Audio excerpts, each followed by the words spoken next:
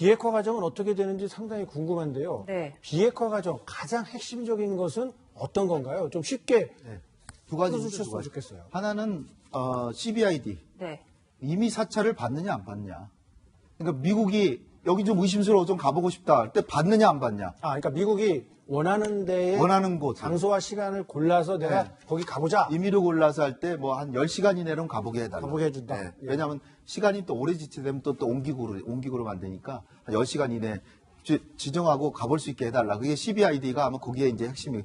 그러니까 특별사찰을 넘어서서 임의사찰이라 그래. 임의. 아무 곳, 막 이렇게 랜덤, 막 의심스러운 가보게. 네네. 두 번째는 프론트 로딩이라고. 여기 채널에 의해서 많이 보도했죠. 네. 네. 프론트 로딩이 뭐냐면 이제 모든 핵을 신고해라. 그 다음에 우라늄 농축, 그 과거에는 없었잖아요. 근데 네. 우라늄 농축 하고 있는 게 사실이니까 우라늄 농축 시설도 공개하고 궁극적으로 폐기해야 된다. 세 번째는 ICBM하고 핵물질을 미국으로 오크리지로 이전하겠다. 네. 마지막이 이제 그것도 사찰인데 그게 이제 프론트 로딩 네 가지입니다. 근데 제가 볼 때는 그리고 이제 마지막에 하나 더 더한 다음에 완료 시점, 네. 완료 시점을 정해라. 2020년 여름이면 여름. 그게 정해야 되는데 그게 다 이루어지면 완전히 성공하고 노벨 평화상 받을 수 있죠.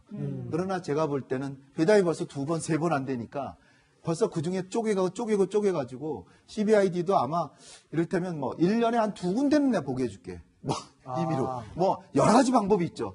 그리고 이제 핵물질을 미국으로 가져간다는데 그거 가져가면 핵탄두 분석해 보면 북한의 핵 실력을 다 알 수 있다는. 요번에 풍계리 핵실험장 폐기할 때도 전문가들 안 갔잖아요. 그렇죠. 시료 채취하면 북한의 능력을 다 할 수 있어요. 그러니까 안 오게 하는 거예요. 그러니까 미국으로 가져가면 자기네 실력이 다 탄로나니까 중국이나 러시아로는 몇 개 보낼 수 있다. 이 정도로. 그러니까 트럼프로서는 대륙간 탄두탄은 근데 좀 더 성의를 더해서 뭐 일단 이 탄두를 해체한다. 그걸 미국 과학자들이 가서 해체시켜 놓는다. 네. 가져가지는 않고.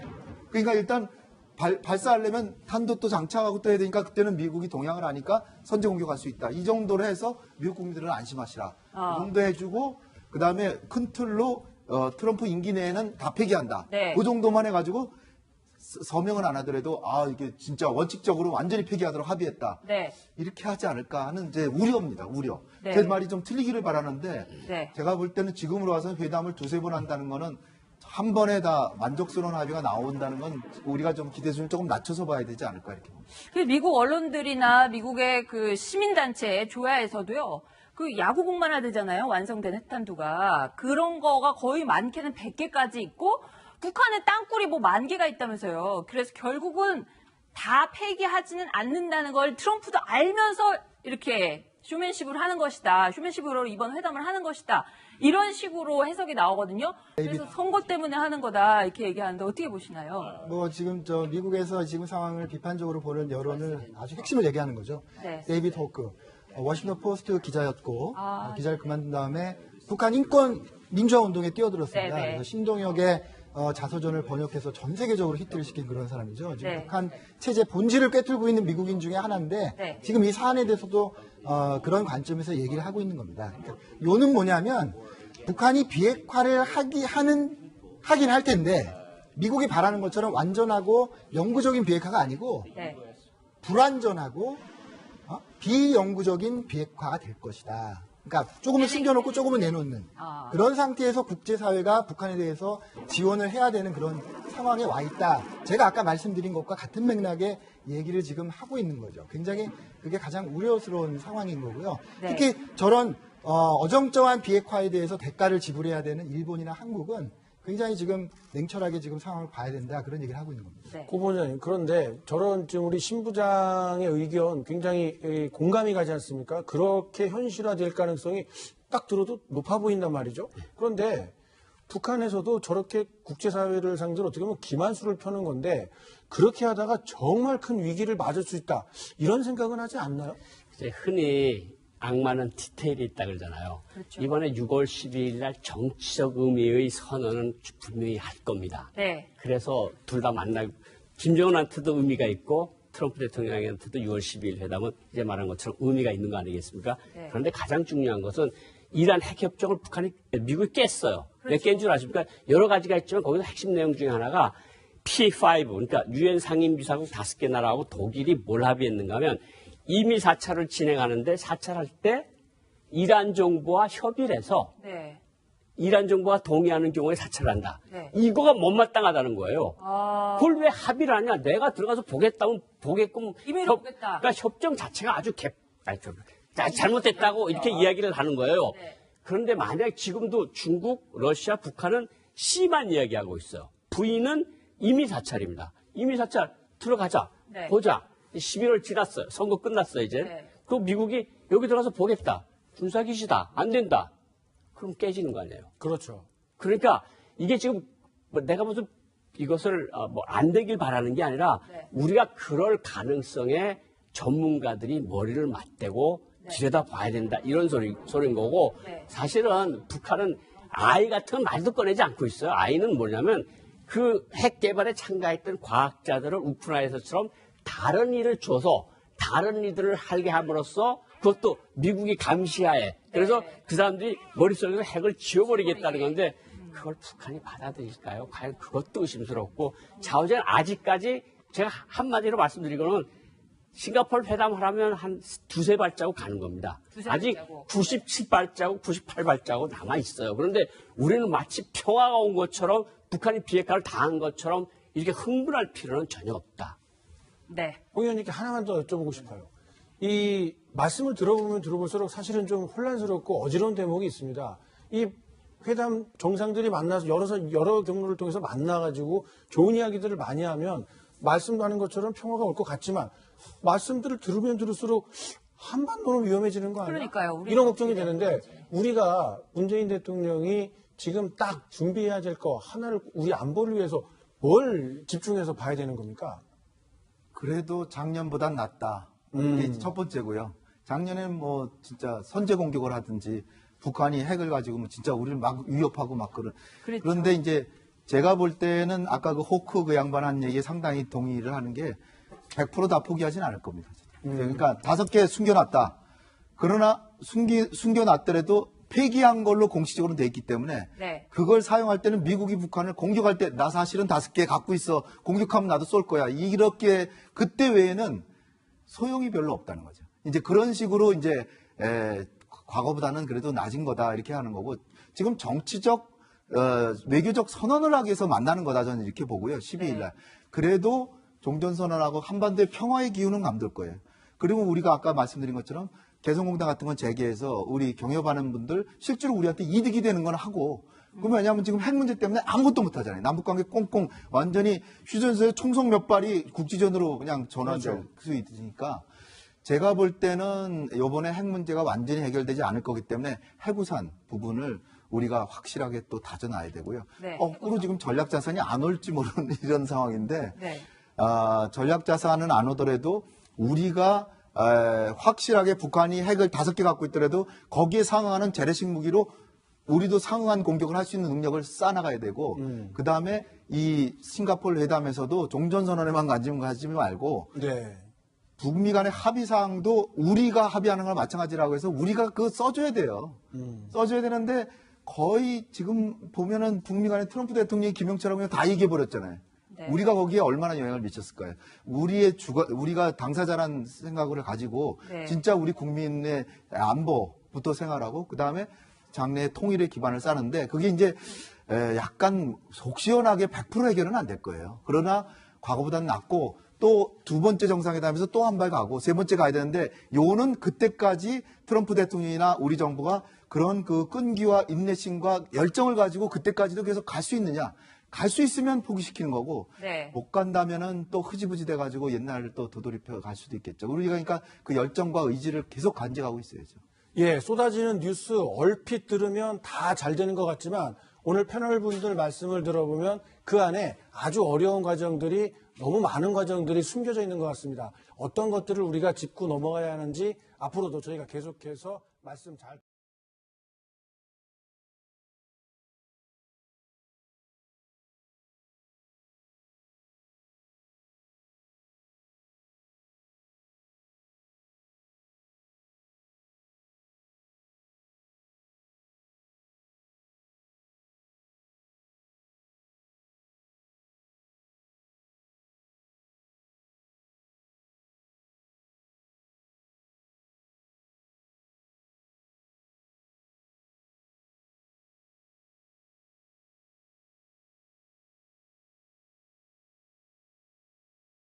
비핵화 과정은 어떻게 되는지 상당히 궁금한데요. 네. 비핵화 과정 가장 핵심적인 것은 어떤 건가요? 좀 쉽게 네.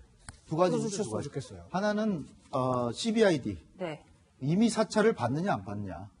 그러니까 미국이 여기 좀 의심스러워 좀 가보고 싶다 할 때 받느냐 안 받냐. 그러니까 미국이 원하는 데에 원하는 곳 장소와 시간을 골라서 내가 네. 거기 가보자. 임의로 골라서 할 때 뭐 한 10시간 이내로는 가보게 해달라. 가보게 해준다. 네. 예. 왜냐하면 시간이 또 오래 지체되면 또 옹기구로 만드니까 한 10시간 이내 지정하고 가볼 수 있게 해달라. 그게 CBID가 아마 거기에 이제 핵심이.